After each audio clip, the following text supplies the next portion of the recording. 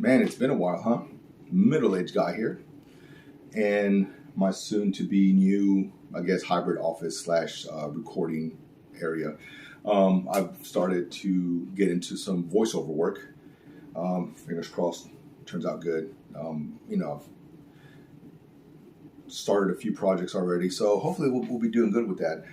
Anyways, so this room here has been mostly cleaned out. A couple of things I'm gonna have to get out of here are going to be that dresser right there, the dresser that this is on. It's a matching to that one, and there's also an old printer stand that I bought at Target like 10 years ago. That's got to go. I'll be putting a desk in here, which I'll be building, and you'll be following me along on that project. In addition to that same style of furniture, I guess, I've already built a high stool to sit in while I'm recording, and then a printer stand I built, and I'll show you those here right now. So this is a stool that I built. Originally I built it for in here, and originally this was clean, but anyways, it's the same. It's made out of 2x4s like that, like the desk is going to be made out of. Just to let you know, I weigh like 285 pounds, and I can stand and dance on this stupid thing, and it is not budging. This will be used in my recording area where I'll be able to sit between sessions and stuff. Other than the desk itself, this will be the second place to sit while I'm in front of the mic. So yeah, and let me show you the other one. And this is a printer stand that I made, and that's Randall, get in my way. This is a printer stand that I made, similar design, very boxy, 2x4-ish, rocks, very sturdy, rock solid, and that's a dust jackrabbit I got to clean up here in a second. But yeah, so that's the second part of it. So we're going to go over how to build those. Right now, though, we're going to talk about the details of this this desk. So the desk itself, minus the desktop, we're going to be doing that. That's going to be a totally separate thing because that's going to be a little bit more involved. It's going to measure, what we're going to need are 3 2x4s. I use pine, 10-foot 2x4s. And with those, you're going to have to cut out 4 legs at 30 inches each leg. 4 spacers, they are going to go between the legs, long ways, 13 inches each. And 3 braces. The braces are roughly around 56 to 58 inches long. Okay? And we want to make those cuts first. So always start with the cutting part first. And then we'll start the assembly, sanding down, finishing. And in the process, I used to get that nice dark color. When you cut, you want to be sure you have everything figured out. I was talking to a friend of mine, and I told him, well, I need 4 legs. He goes, oh, at 30 inches, he goes, that's 10 feet. So that's a 10-foot board. And I'm like, no, it doesn't work that way.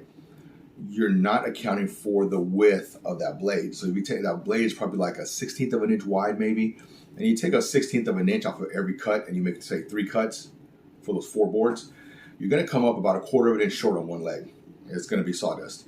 So what we're going to do is we're going to cut out 2 legs at 30 inches, and that'll leave us 5 feet, okay? And since those support braces are running long ways, are a little bit shorter than 5 feet, we're going to use that for a brace, and then we'll just cut it down to size when we need it. And then on the other 10-foot board, because we have 4 10-foot 2x4s, don't forget, we're going to do 2 more legs and a brace, set those to the side, and they're all going to be cut down to the correct size at this point. On the third 2x4, we're going to do the third brace because we're going to have 3 braces, right? Running long ways. We're going to have the third brace, which is 5 feet. And in the other 5 feet, we're going to get the 4 13-inch pieces, which I think those 4 13 inches are 4 foot 4 inches. So we're going to have a little chunk left over, maybe around 6 inches of wood left over. That way everything will fit properly. And then we'll start the assembly. The assembly is going to involve pocket screws, not Craig screws, pocket screws themselves. And I'll be explaining that as I'm doing it. So yeah, this is a project for everyone who's interested in this sort of thing. I'm going to be honest, I don't think any of my furniture is by no means professional grade. It's just very useful to me, and it's cheaper. Although right now, I think wood is as expensive as gold, it seems like. These same boards, the 2x4s that I bought for the table and the chair that I made, I think I made them last year, maybe. Each of those 10-footers were like $4 or $5, $6, I think. Now they're like $10 each, so it's getting a little pricey out there. But yeah, stay tuned and we'll start that project. And like I said, this first part of the video is going to be just the cuts, the measured and the cuts. I'll be showing you how I'll do that, and I'll be explaining what tools I'll be using for those. So it's pretty easy. And if you're a middle-aged guy, middle-aged anybody, any age anybody, or you don't identify as a guy, identify whoever you identify, or whomever, or however you identify yourself with. If you enjoy this sort of thing, stay tuned. It's going to be fun, and I'll catch y'all here in a minute. So for the first leg, we measured. We said it was going to be 30 inches. So from here to here is 30 inches.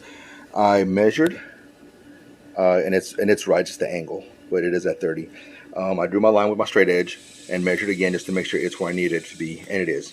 Now, as far as equipment we'll be using for this, we'll be using this little bitty Ryobi chop saw that I got for my birthday last year, a little 1+1. It works great for 2x4s. It's awesome for 2x4s. The little stand here I bought at Harbor Freight, and I got it for like 20 bucks. They gave me a discount because this little thing was broken off. It was a display, so I took it. So what we're going to do is after we make our first cut, we're going to use these adjustable stands here to push the wood against to make sure we get 30 again. So yeah, and that's about it. I'll be right back after the first cut. So what we're doing here to make sure that all the measurements stay the same and ideal for the legs is 30. Remember I said we'll set this line. So at the back of this stand, ignore my mess back here, it's been raining for a few days. I got this butted up against it. That's what it's for. I'm going to keep it true. You can tell it's flush. And 30 inches before I drew my first line. What I like to do is get the saw and I'll press into it with the tooth to see right where the tooth lies, which is right there. So when we press it in, make an indentation with that tooth right there, just a little pressure, and it leaves a mark. It leaves a mark showing you where the cut's going to be.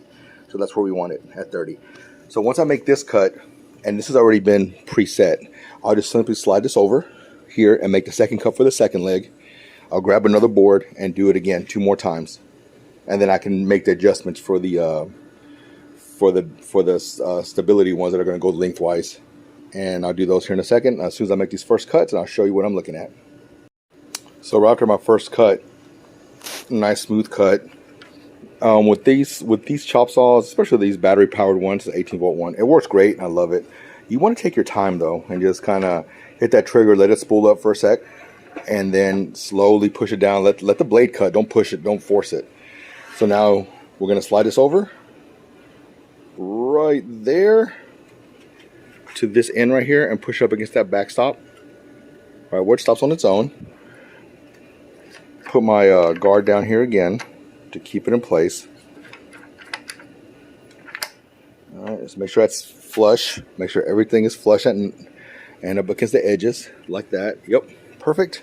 Drop it down, and that means that this is already measured at 30 with that extended out. Now we're going to make cut number 2, nice and steady, and I'll do it here to show you what I'm looking at. So safety is up here on this one, and this thing, honestly, I think I got it on sale, but it was about $100. I love it. Like I said, 2x4s is great. So you're going to hit the safety, push it in here, pull the trigger and let it spool, and then slowly drop it.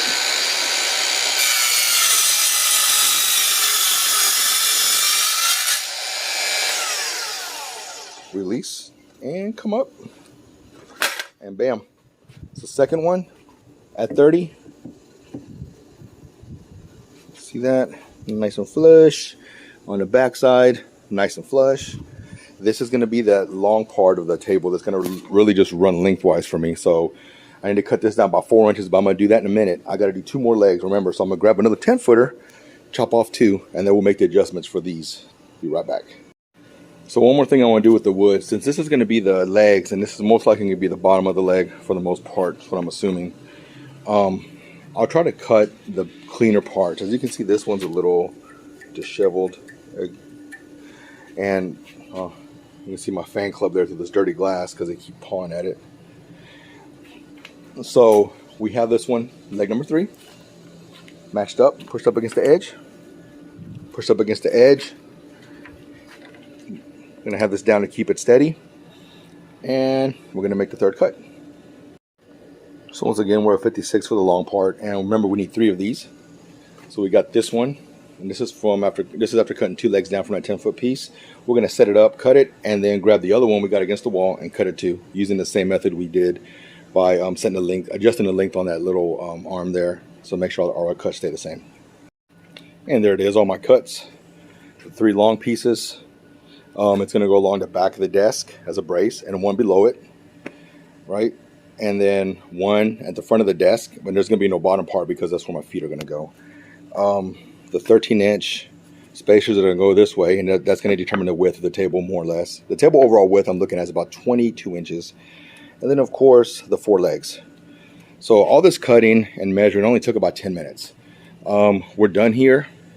Break everything down, put it up, and take a shower because I'm tired. It's been raining here in Texas for a while, and I swear to you, I just mowed the lawn literally like the day before rain, and now it's up like 3 inches, so sucks. So I'm going to vacuum everything up. So what I have left in scrap is this piece and these 2 little pieces, like 4 inches. I think this one's probably about 6, right? 4. Yeah, roughly about 6 inches. So we're just going to hold on to those till we finish the project because we don't know if we're going to need anything, maybe a corner brace or something. So yeah, ignore the mess in my backyard, please. I appreciate your patience with all this. And we'll get back soon to part 2 where we do the assembly. So just the room that I'll be working in. This dresser is going to go. I don't need it. It's just taking up room.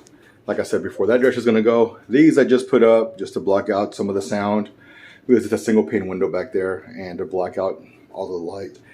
This old sofa, we got sofa covers that we've been using for years, so I might keep it. I don't know. This chair down here is going. Trash broken. Laptop stays, of course. This desk right here, though, is going to go. Because it's, like I said, I've had it for a while and I just need something smaller. And the printer stand, this is my first printer stand. Like I've had it for like 10 years, 11 years. It's done okay, but I need something smaller, so this is going to go. But other than that, it's just a basic little 10 by 10 room that's going to be like my work area / recording area. That's Randall, my assistant audio engineer. Randall, hey. What are you doing? He doesn't know. So, with that being said, a couple of things I want to cover. Oh, stream close up.